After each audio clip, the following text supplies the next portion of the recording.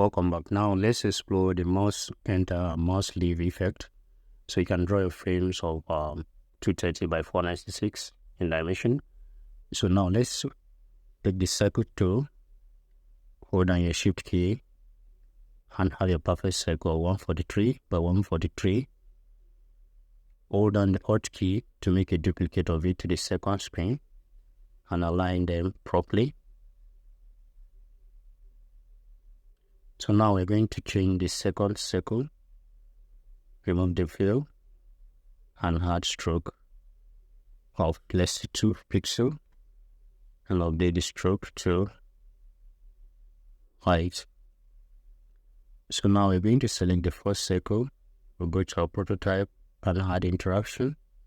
We'll change it from on click to mouse enter. Then we connect it to the second frame, leave it to navigate to, then second screen. Now let's restart the prototype and see the result. So if our mouse enter anywhere within the screen, you can see nothing is happening. But once it enters inside the circle, it does navigate to the second screen. So this is how you can achieve this type of hover effect using the mouse enter. Maybe you are building a website or a mobile app and you want a particular effect to happen based on when the mouse has entered into that particular screen or particular spot. You can use this mouse enter and mouse leave effect to achieve that. So let's explore the second one, which is the mouse leave. So we are going to the trigger and change it to mouse leave. Then we go back there and restart our prototype.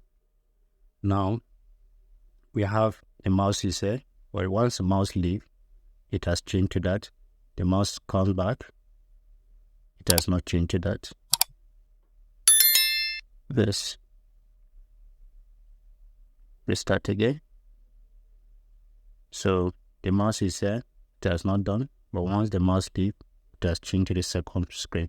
So this is how you can also achieve that using the mouse leave effect. So in the next video, we are going to explore more features.